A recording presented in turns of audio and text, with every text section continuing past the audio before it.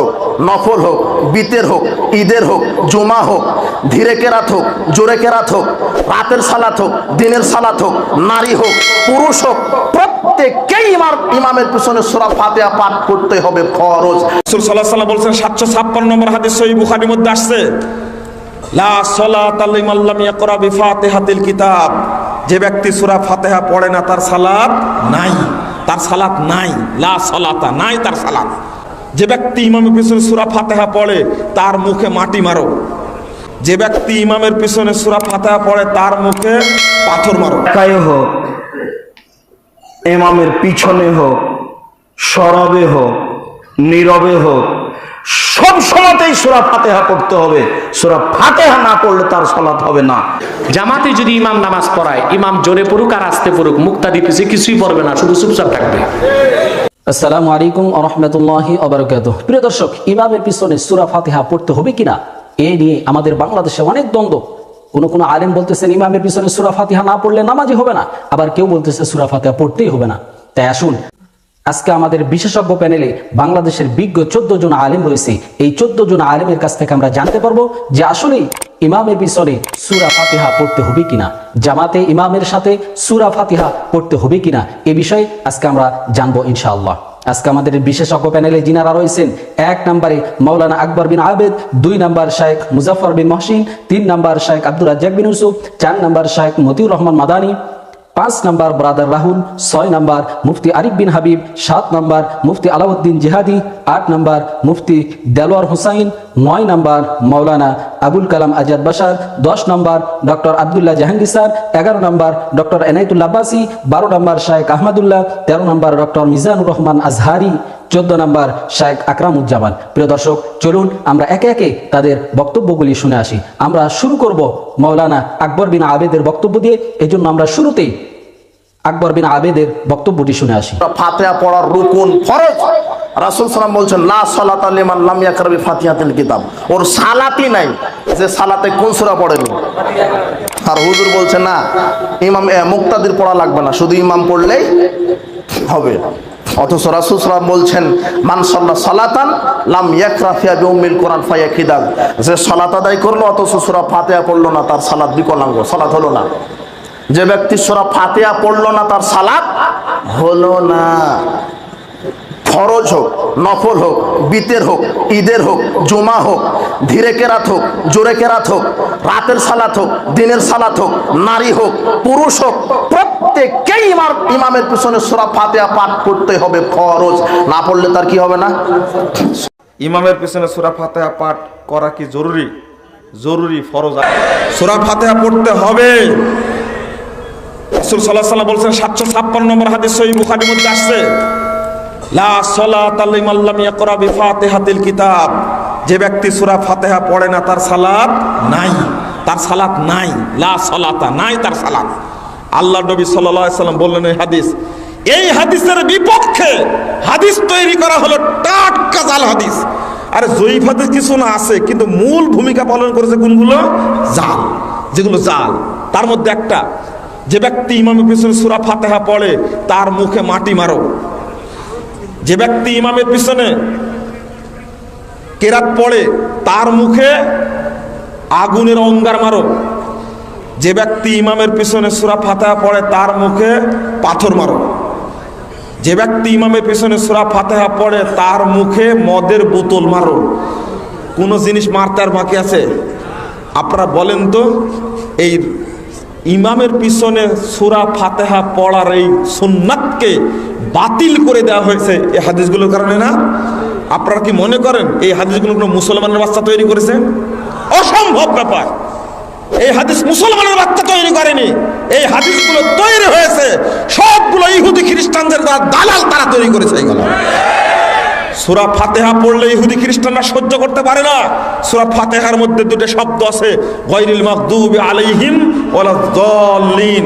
মাগজুব হলো ইহুদিরা, যাল্লিন হলো খ্রিস্টানরা। ইহুদি খ্রিস্টানরা কখনো চায় না মুসলমানরা তারা সূরা ফাতিহা পাঠ করুক সালাতে, এটা চায় না তারা। রাসূল সাল্লাল্লাহু আলাইহি ওয়াসাল্লাম বলেছেন, লা সালাতা লিমান লাম ইয়াকরা বিফাতিহাতিল কিতাব, কেউ যদি সূরা ফাতিহা না পড়ে তাহলে তার সালাত হবে না। মর্মে ইমাম বুখারী একটি অধ্যায় উল্লেখ করেন। তিনি বলেন, একাই হোক, ইমামের পিছনে হোক, সরবে হোক, নীরবে হোক, সব সময়তেই সূরা ফাতিহা পড়তে হবে। সূরা ফাতিহা না পড়লে তার সালাত হবে না, এই কথা তিনি উল্লেখ করেন এবং অধ্যায় এভাবে জোরালোভাবে পেশ করেন। আবু হুরায়রা রাদিয়াল্লাহু তাআলা আনহু বলেন, রাসূল সাল্লাল্লাহু আলাইহি ওয়াসাল্লাম বলেছেন, লা মান সাল্লা সালাতান লাম ইয়াকরা ফিহা বিউমিল কোরআন, কেউ যদি সূরা ফাতিহা না পড়ে, সালাত আদায় করলো কিন্তু সূরা ফাতিহা পড়লো না, ফায়া খেদাজুন ফায়া খেদাজুন ফায়া খেদাজুন গায়রু তামামিন, তা অসম্পূর্ণ, তা অসম্পূর্ণ। এই পর্যন্ত বলতেই সাহাবীগণ বলছেন যে কিলা আবু হুরায়রা, ও আবু হুরায়রা শোনো, না না কোন ওয়ারাল ইমামে, আমরা যে ইমামের পিছনে থাকি তা আমরাও কি পড়বো? আমরা যে ইমামের পিছনে থাকি। তখন আবু হুরায়রা রাদিয়াল্লাহু তাআলা আনহু বলেন, ইকরা বিহা ফি নাফসিক, মনে মনে পড়ো।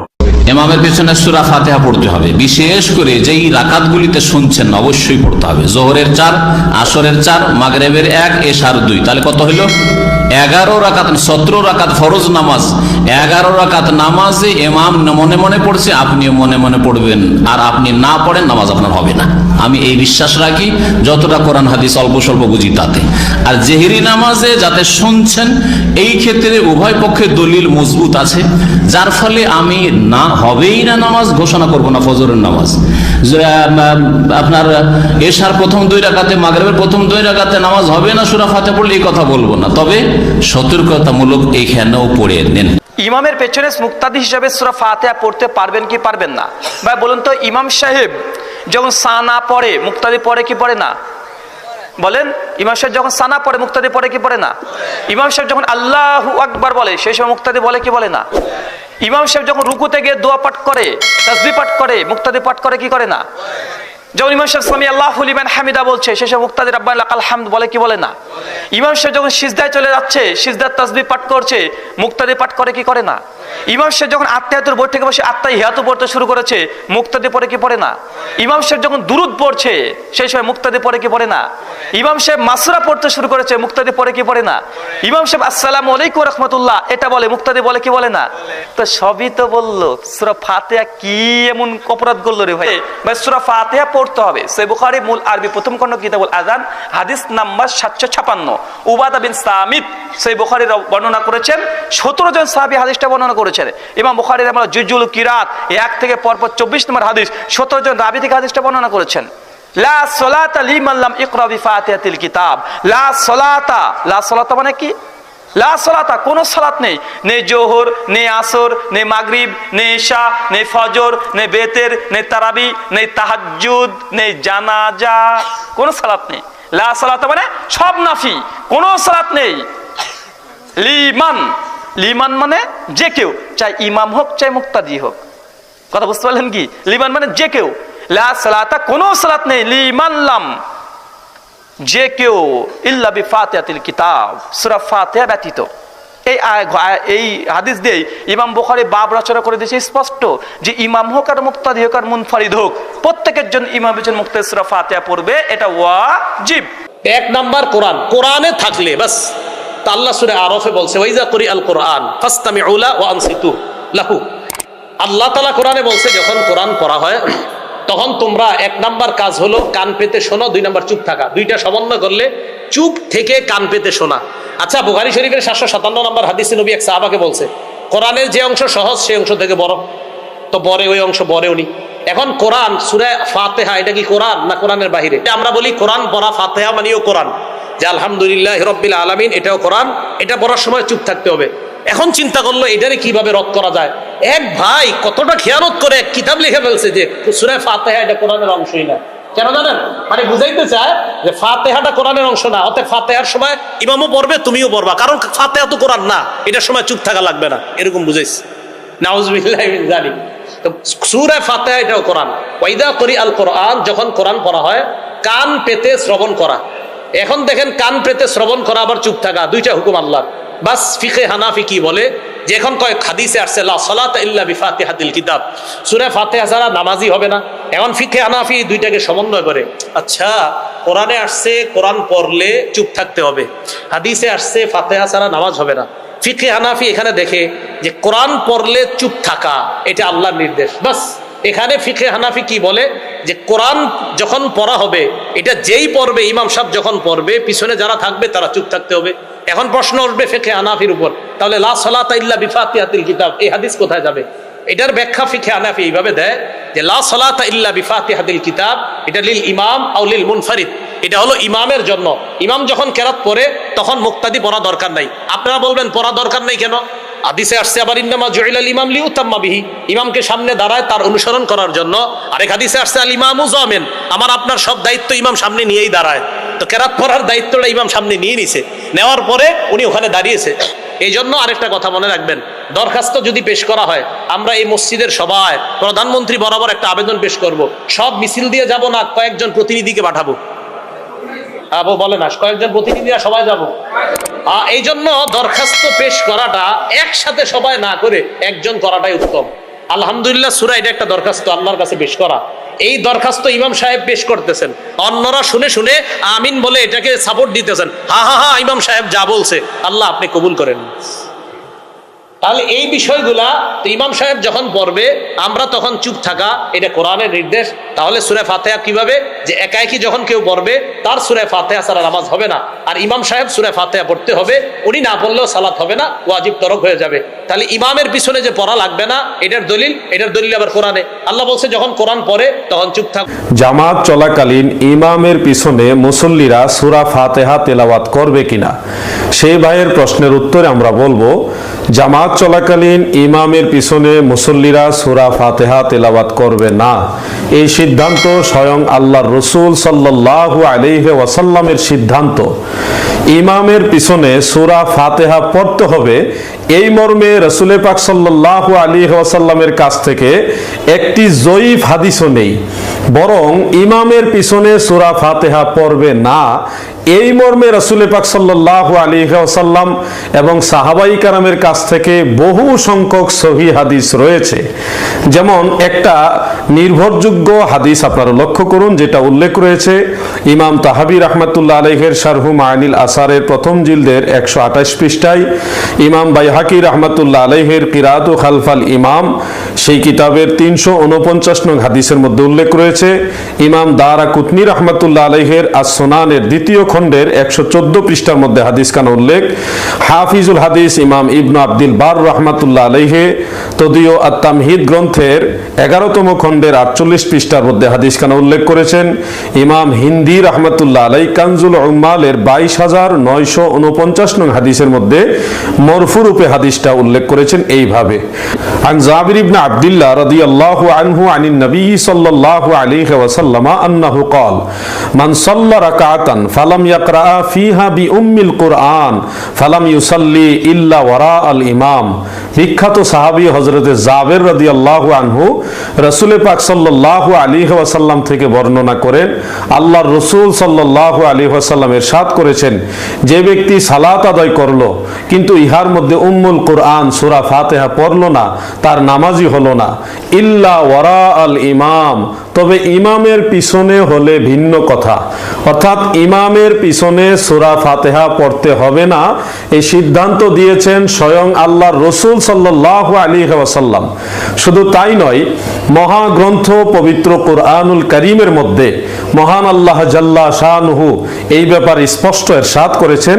সূরা আরাফের 204 নং আয়াতে আপনারা স্ক্রিনে লক্ষ্য করুন, ওয়া ইজা কুরিয়াল কুরআনু ফাসতামিউ লাহু ওয়া আনসিতু লাআল্লাকুম তুরহামুন, আর যখন কুরআনুল কারীম তেলাওয়াত হয় তোমরা মনোযোগ দিয়ে শুনো এবং চুপ থাকো। ইমামের পিছনে মুসল্লিরা সূরা ফাতিহা পড়বে কিনা? জি না, পড়বে না।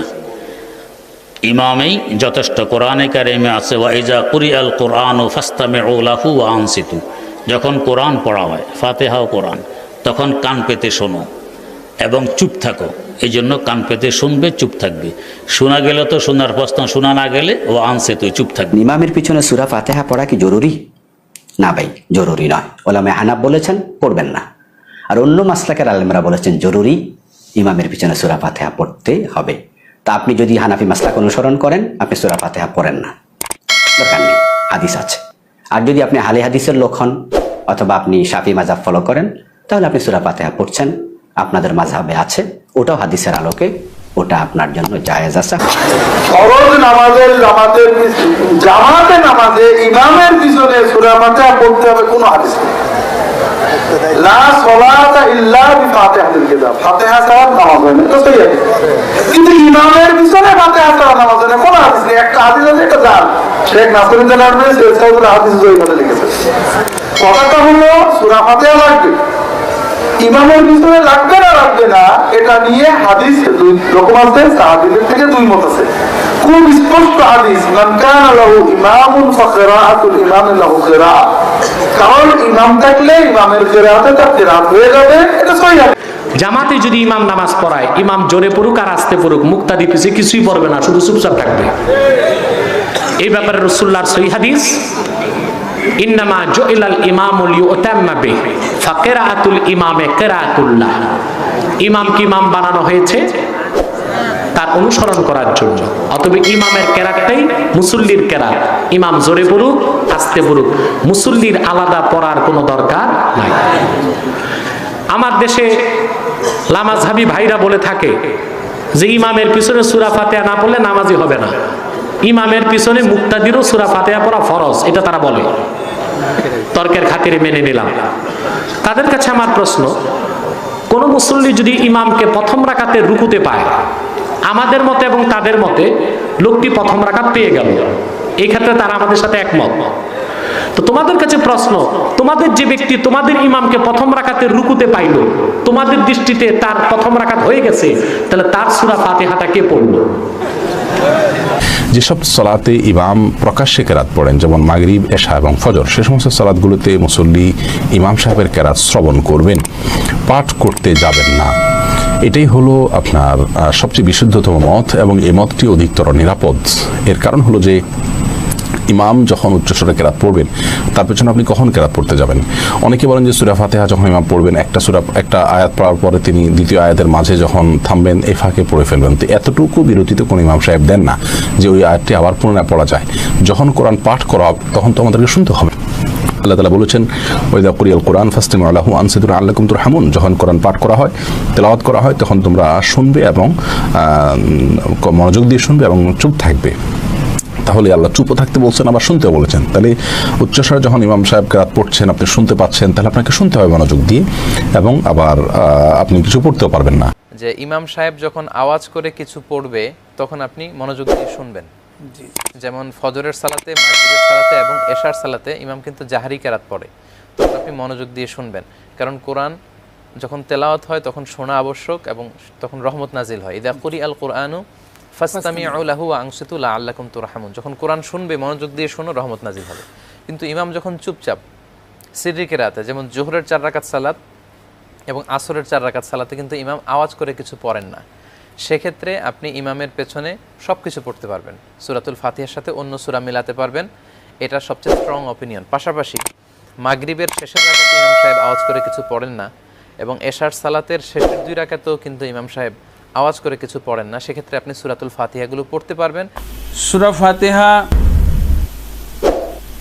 ইমাম মুক্তাদি সবাইকে পাঠ করতে হবে, এটাই হলো কোরআন এবং সহিহ হাদিসের সঠিক নির্দেশনার দাবি। এখন যখন আপনি জামাতে পড়তে যাচ্ছেন ইমামের পিছনে, তখন সেই ক্ষেত্রে জিহরি যে সমস্ত রাকাত আছে, এই রাকাতগুলোতে আপনি মনোযোগ সহকারে শুনলেই মনে মনে পড়া হয়ে যায়। অতএব একটা পড়াই আপনার জন্য যথেষ্ট, 2 বার পড়ার কোনো প্রয়োজন নাই। অতএব একবার পড়া, ইমামের পড়া আর আপনার পড়া একসাথেই হয়ে গেল। যদি আপনি মনোযোগ সহকারে শুনেন, তাহলে আপনার একসাথেই সূরা ফাতিহা হলো, একসাথেই আমিন বললেন, আমিনটা উচ্চারণ করে বললেন। আর যে সমস্ত রাকাতে সিররি কেরাত হয়, নীরব কেরাত, সেগুলোতে আপনি নীরবভাবেই আমিন বলবেন। প্রিয় দর্শক, এতক্ষণ আমরা শুনছিলাম বাংলাদেশের বিজ্ঞ 14 জন আলেমের কাছ থেকে যে ইমামের পিছনে সূরা ফাতিহা মুক্তাদিরদেরকে পড়তে হবে কিনা? আমরা অনেকের বক্তব্য শুনলাম, এখানে কেউ বলেছেন সূরা ফাতিহা পড়তে হবে, আবার কেউ বলতেছেন সূরা ফাতিহা না পড়লেও নামাজ হয়ে যাবে, আবার কেউ বলতেছেন সূরা ফাতিহা পড়া লাগবে না। প্রিয় দর্শক, আমরা এখান থেকে যতটুকুই বুঝতে পারলাম যে এখানে একাধিক দলিল পেশ করা হয়েছে হাদিস থেকে। মুফতি আরিফ বিন হাবিব কোরআন থেকেও দলিল পেশ করেছেন, এখানে একাধিক আলেম কোরআন ও হাদিস থেকে দলিল তুলে ধরেছেন।